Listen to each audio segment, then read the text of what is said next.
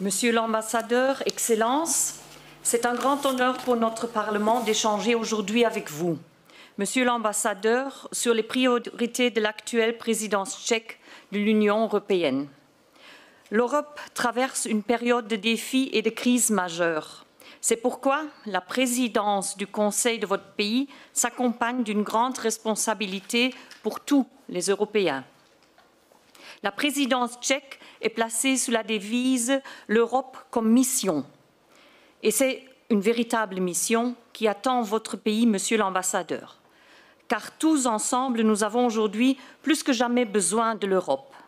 Nous devons tout d'abord trouver ensemble et adopter solidairement, au niveau européen également, les bonnes solutions qui permettront à notre continent de sortir de la crise énergétique rampante.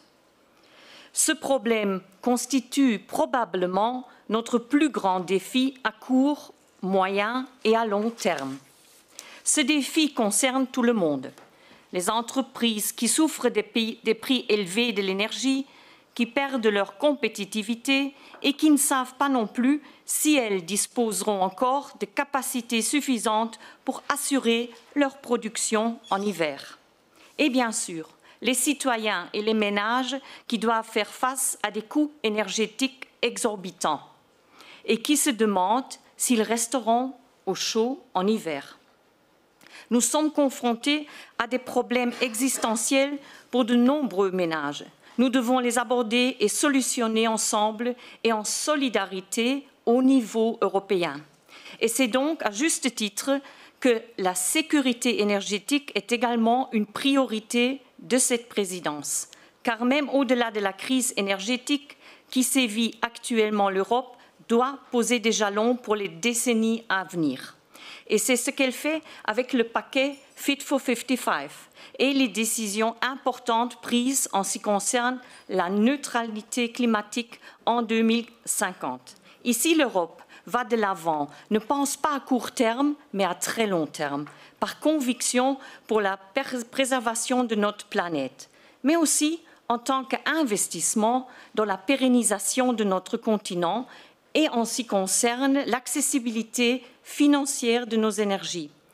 En effet, à l'avenir, nous devons réduire autant que possible notre dépendance aux combustibles fossiles importés des pays qui ne partagent pas nos valeurs et nos idées. Il en va d'ailleurs de même pour les matières premières dites critiques, pour lesquelles nous devons également devenir beaucoup plus indépendants. Et cela vaut autant pour notre sécurité alimentaire que nous ne pouvons atteindre qu'en soutenant nos exploitations agricoles familiales européennes. Votre Excellence, chers collègues, le renforcement des capacités de sécurité et de défense de l'Europe est une autre priorité importante de votre présidence. Nous en sommes tous conscients, l'horreur de la guerre est de retour en Europe. Un État démocratique voisin de l'Union européenne se bat contre un agresseur dictatorial. Toutes les valeurs que l'Europe défend, le droit international, l'état de droit, la recherche de solutions par la coopération et la diplomatie ont été bafouillées par l'attaque de Poutine contre l'Ukraine. Et c'est pourquoi cette guerre est aussi notre affaire. Si nous permettons à des agresseurs comme Poutine de prendre simplement ce qui leur plaît, c'est la loi du plus fort qui prévaut. Or, l'Europe est exactement le contraire de ce concept. L'Europe est synonyme de coopération et de fraternité entre les nations. L'Europe est synonyme de coexistence civilisatrice entre les peuples.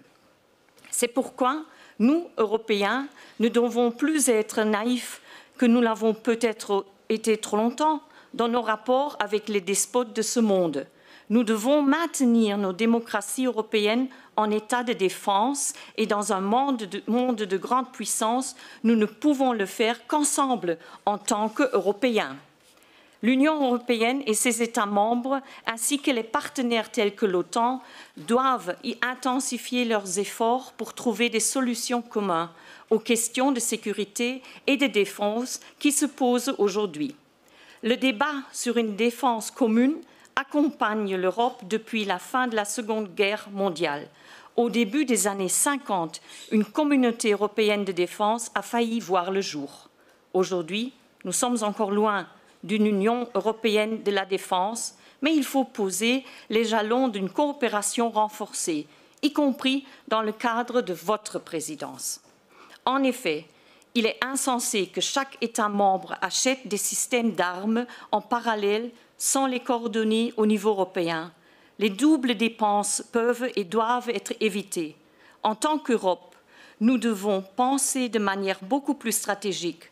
Seules les armées coordonnées au niveau européen peuvent rendre nos démocraties plus résistantes. C'est pourquoi nous saluons également cette priorité de la présidence tchèque. Monsieur l'ambassadeur, je ne peux malheureusement pas aborder tous les points forts de votre présidence dans ce court laps de temps et j'ai déjà parlé trop longtemps, je m'excuse d'ailleurs. Nous souhaitons toutefois à la présidence tchèque d'avoir la main heureuse face à ces défis et le courage de prendre des décisions et de les imposer en coopération avec les autres institutions. Même si l'Europe n'est pas parfaite, nous sommes tous unis par l'espoir que l'idée européenne de coopération et de collaboration reste la bonne voie à suivre pour notre génération et les générations suivantes, afin d'éviter les catastrophes du siècle dernier pour l'avenir, pour nos enfants et nos petits-enfants. Ou pour paraphraser le grand président, Monsieur le Président, et vous-même l'ont déjà dit, Monsieur Havel, l'espoir est un état d'esprit. C'est une orientation de l'esprit et du cœur. Ce n'est pas la conviction qu'une chose aura une issue favorable, mais la certitude que cette chose a un sens, quoi qu'il advienne. Merci beaucoup pour votre attention. Vielen Dank. Also diese Redezeit ist jetzt um 1,5 Minuten überschritten.